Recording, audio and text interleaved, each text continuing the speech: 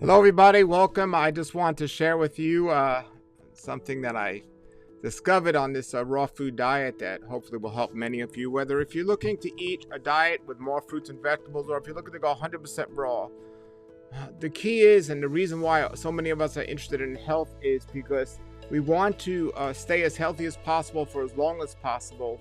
Thus, we want to avoid or not get sick, basically. And the real problem is, yes, what we're eating. It has a tremendous impact on our health is what we're putting in our body.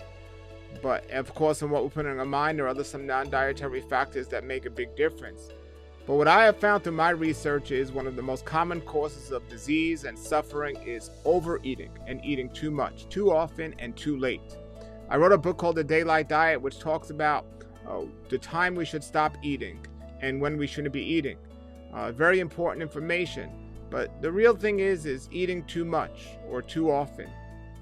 You see, nowhere, if we weren't looking at all these confusing messages about health and all of this and everything else, we wouldn't be eating as much as we eat, and we wouldn't be eating as often as we eat. From my research, I have found no matter what type of diet you're eating, the less you eat, the better.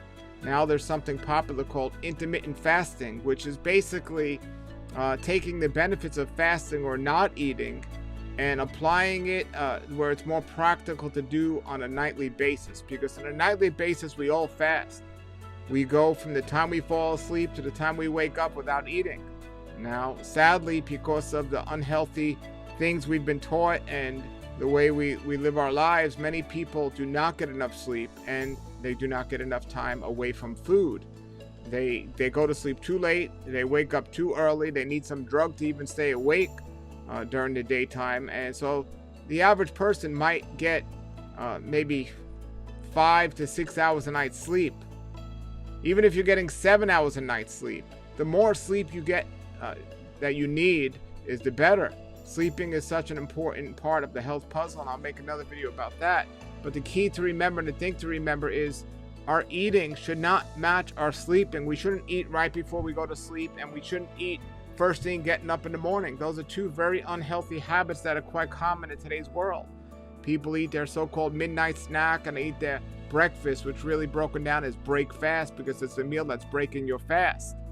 So intermittent fasting is the idea of going as long as possible from your last meal one day to your first meal the next day.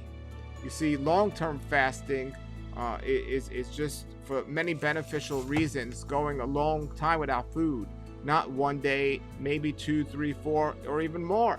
But intermittent fasting will allow you to have some of the same benefits of long-term fasting without many of the positive impacts on your time, your strength, your energy, and so on.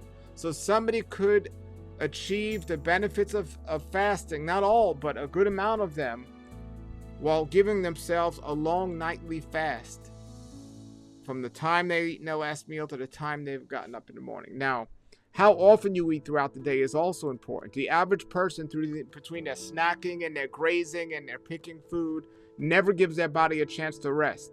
And if you want to call those snacks a meals, because to the body, that's what they are. They're a meal. Anytime you put something in it, the body has to work to digest it, get rid of it, and utilize it. You're never giving your body a chance to rest. And on top of that, if you don't give your body the right amount of sleep, you're not giving your body the right amount to heal from all the work that it's done. So basically, when modern science and people and nutrition and all these people that are confusing people, they'll say somebody should be eating often throughout the day, many small meals throughout the day, and nobody truly is eating a small meal today, so it's many meals throughout the day. That is not good advice. The idea is to eat less meals, less often, and less in that amount. Now, if you're eating unnutritional processed food, you're not going to meet your nutritional needs, and cutting out the amount isn't going to help. However, if you're eating unnutritional, unhealthy processed foods, eating more isn't going to help either. The answer is to find the food that is the most nutritious, that's going to give your body the best opportunities to digest it. And if you do that, you do not need a lot. So I'll talk about the type of food we could be eating, It's the opposite of processed food. This whole food pretty much.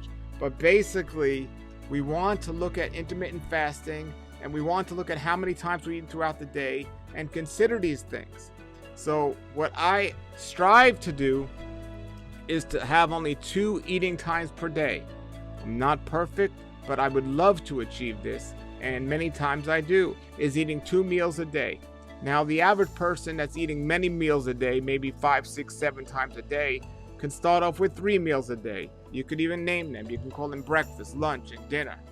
But if you eat breakfast too early and dinner too late, you're not giving yourself enough time to rest throughout the night. And it's that rest that the body will heal, rejuvenate itself, and cleanse, and just help you to stay healthy. So the shorter time you give your body at nighttime to rest, it's counterproductive if you want to be healthy. And don't we all want to be healthy?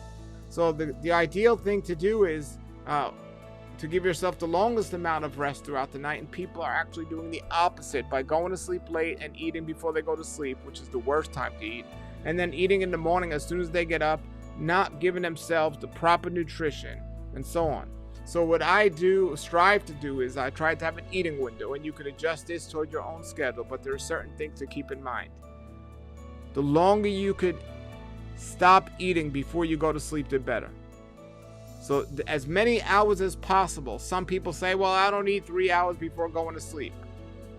Not too bad.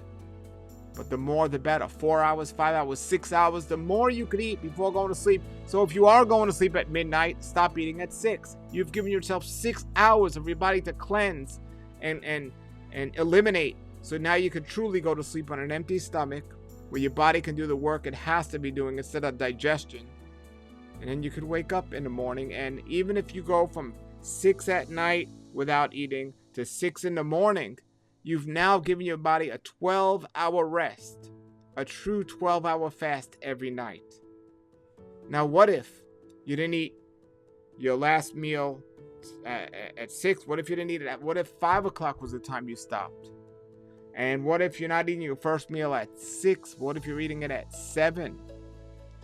Or even 8? So now you're looking at 14 hours.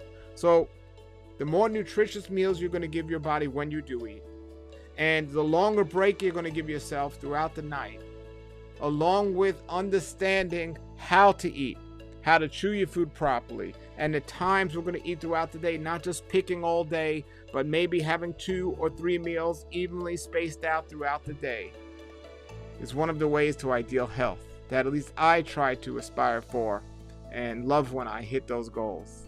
And you will too, and your body will appreciate it as well. Don't take my word for it. You could read my books that has this information. My Daylight Diet book talks about this. But I didn't make up this information. This information's been out there for a long time, and people are having success doing this. This is why the intermittent fasting is so popular these days. So, you don't have to start out, extreme or anything like that, but try to do your best to get as many hours in between from the last meal to your first meal. And think about that. Maybe comment below, on average, how many hours do you normally get from your last meal to your first meal? And some ways that you can improve that. What do you think you can do? All right. Put your comments or questions below. Thank you for watching. And I'll talk more about this topic. And it's what I try to do. And I prefer to actually eat not late at night. So, it'd be better to eat earlier in the day. I don't like eating even in the evenings because I want to have as many hours as possible before I go to sleep. However, I want to give my body the best chance to heal as much as possible, so I try not to eat my first meal till midday or maybe late early morning if possible. So I've already gotten off to a good head start. Now, the sleep is another subject that's important to consider, but that nightly fast is so important. So hopefully you're getting this, and you'll ask questions if you have some. If you want to be successful, whether it's eating more fruits and vegetables, eating a raw food diet, or just trying to avoid disease, this is a very important part. Not just what we're eating, but when, how, and how often. All right, thank you for watching. Have a great day, everybody, and a great world life. Nature's wealth, good for your health. This is the Raw Life Health Show. Raw Life, brighten up your life.